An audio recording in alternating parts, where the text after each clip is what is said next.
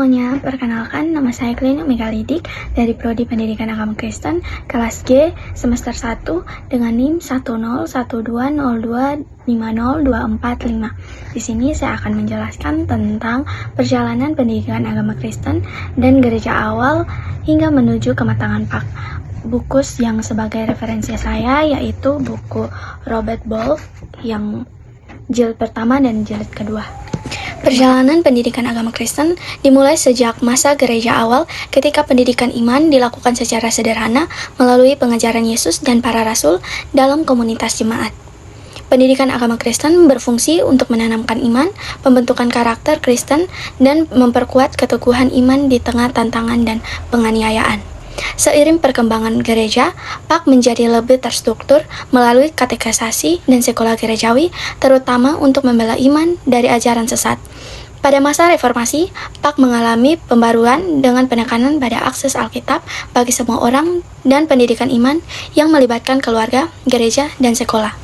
Memasuki era modern, PAK berkembang menjadi disiplin ilmu yang matang, sistematis dan kontekstual dengan tujuan tidak hanya mengajarkan doktrin, tetapi membentuk pribadi Kristen yang beriman, berkarakter, dan mampu menjawab tantangan zaman. Menurut Robert Ball, dalam bukunya Sejarah Perkembangan Pikiran dan Praktik Pendidikan Agama Kristen, Origenes pada masa Gereja Lama memberi sumbangan penting bagi praktik pendidikan agama Kristen sebagai berikut. Yang pertama, Alkitab sebagai pusat pendidikan Kristen.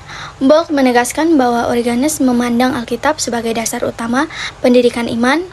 Praktik PAK diarahkan untuk menolong peserta didik mengenal Alkitab secara mendalam, bukan sekedar membaca tetapi memahami maknanya. Yang kedua, metode penafsiran bertingkat harfiah, moral, dan rohani.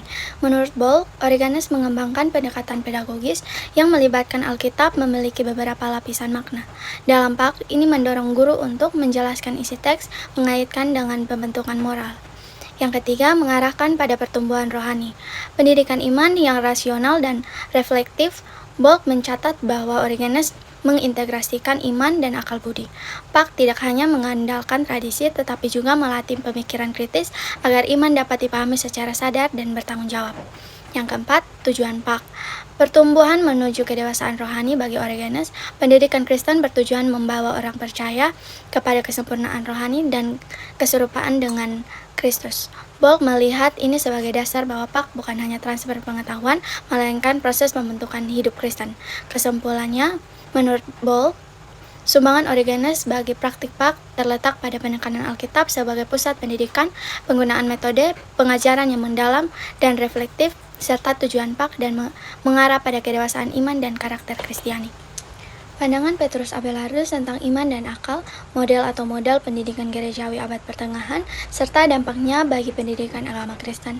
Yang pertama, pandangan Abelardus tentang iman dan akal. Menurut Ball, Abelardus menekankan bahwa iman tidak meniadakan akal, melainkan perlu dipahami melalui akal budi. Prinsip Abelardus dikenal dengan pendekatan memahami untuk percaya. Ia mendorong penggunaan logika dan dialektika, bertanya, membandingkan pendapat, dan berargumentasi dalam teologi. Ball menilai bahwa Abelardus memberi warna baru pada pendidikan gereja dengan mengajak orang Kristen berpikir kritis tentang ajaran iman, tidak menerima doktrin secara buta tetapi mengujinya melalui rasio. Makna pendidikan, iman yang dewasa lahir dari pemahaman bukan sekedar ketaatan formal.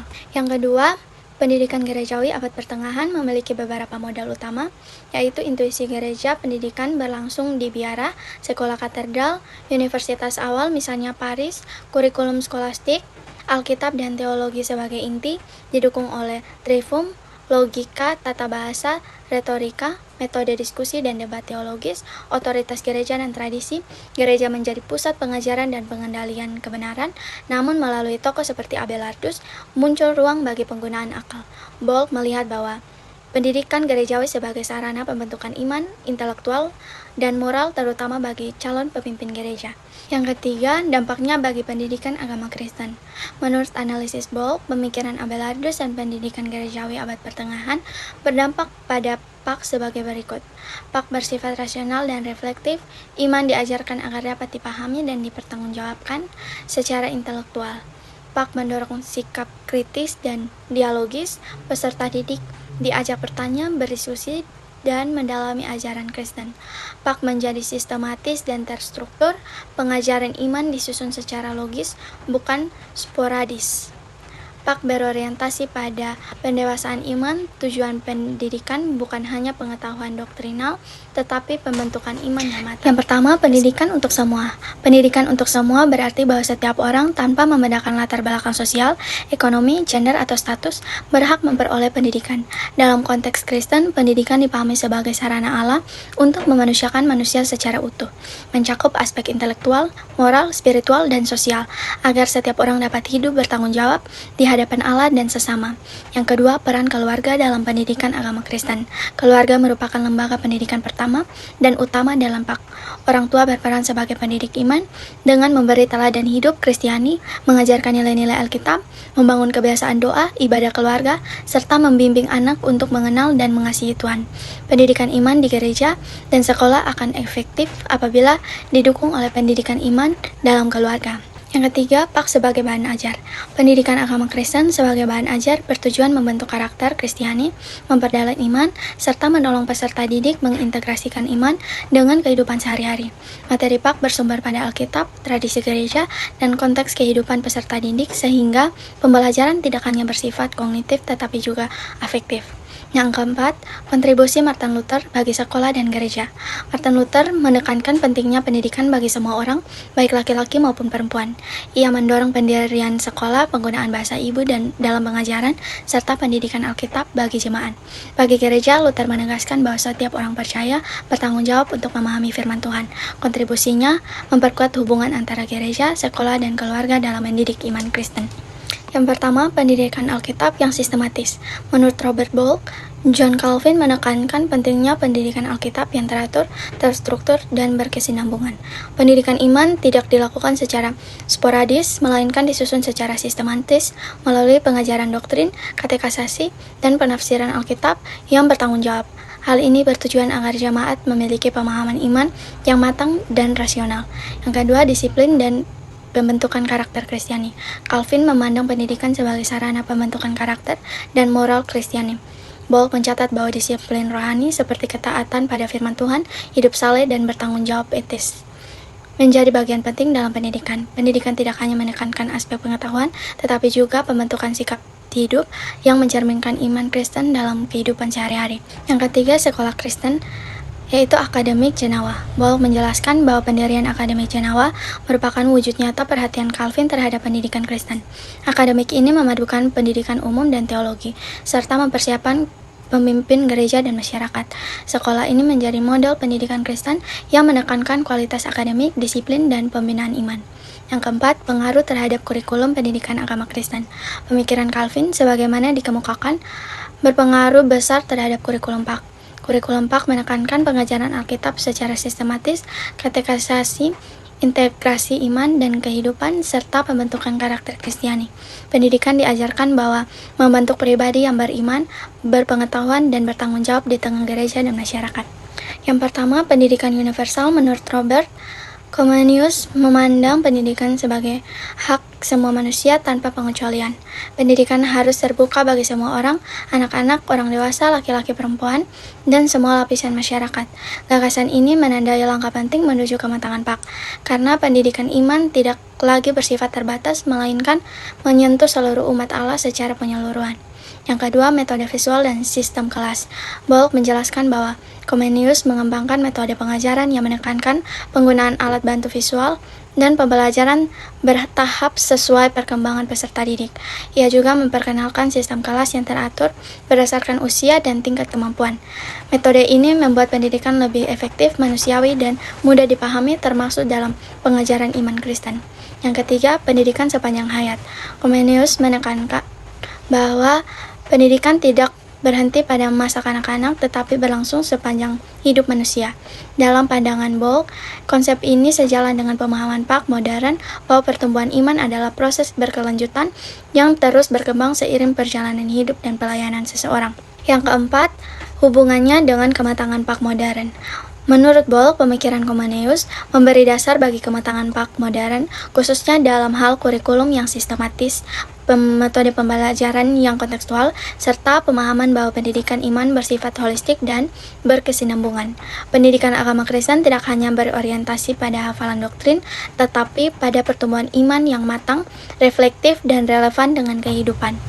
Hal-hal yang masih relevan hingga kini yaitu pendidikan iman yang mendalam dan sistematis. Origenes menekankan pengajaran Alkitab secara bertahap sesuai tingkat kedewasaan iman. Penafsiran Alkitab yang reflektif mengajarkan bahwa iman perlu dipahami, bukan sekadar dihafal. Relevan sekarang, Pak Modern tetap menekankan proses berjenjang, refleksi iman, dan pembentukan spiritual peserta didik. Yang kedua, Petrus Abelardus pada abad pertengahan. Relevansinya pada masa kini, hubungan iman dan akal. Iman tidak meniadakan rasio, tetapi dibantu oleh pemikiran kritis. Metode tanya jawab atau dialektika. Peserta didik diajar berpikir, berdialog, dan mempertanyakan. Pendidikan yang rasional dan bertanggung jawab. Relevannya masa kini, Pak mendorong berpikir kritis, diskusi, dan kemampuan menjelaskan iman secara logis di tengah dunia modern. Yang ketiga, Martin Luther. Relevansi masa kini, pendidikan untuk semua. Setiap orang berhak memahami iman Kristen, Alkitab sebagai pusat, pendidikan dalam bahasa yang dipahami umat, tanggung jawab keluarga, gereja, dan negara dalam pendidikan. Relevan masa sekarang, kurikulum Pak menekankan akses luas, kontekstual, dan berpusat pada firman Tuhan. 4. John Calvin. Relevan masa kini, pendidikan yang disiplin dan terstruktur, pembentukan karakter dan moral Kristen, sekolah Kristen sebagai sarana pembinaan iman dan intelektual, integrasi iman dan kehidupan sosial. Relevan masa sekarang, Pak Modern menekankan karakter kedisiplinan dan tanggung jawab sosial berbasis iman. Yang kelima yaitu Johannes Comenius. Relevansi masa kini, pendidikan universal atau untuk semua orang, metode pembelajaran visual dan kontekstual, sistem kelas yang teratur dan bertahap, pendidikan sepanjang hayat. Relevansi sekarang, metode Pak Modern menggunakan media, pendekatan pedagogis aktif, dan melihat pendidikan iman sebagai proses seumur hidup. Kesimpulannya, pemikiran Origenes, Petrus Abelardus, Martin Luther, John Calvin, dan Johannes Comenius tetap relevan bagi pendidikan agama Kristen masa kini karena menegaskan bahwa Pak harus berpusat pada firman, mengintegrasikan iman dan akal budi, serta membentuk karakter Kristiani. Dari gereja kuno hingga Pak modern, pendidikan iman dipahami sebagai proses yang sistematif, inklusif, kontekstual, dan berlangsung sepanjang hayat untuk menolong orang percaya mencapai kedewasaan iman. Terima kasih.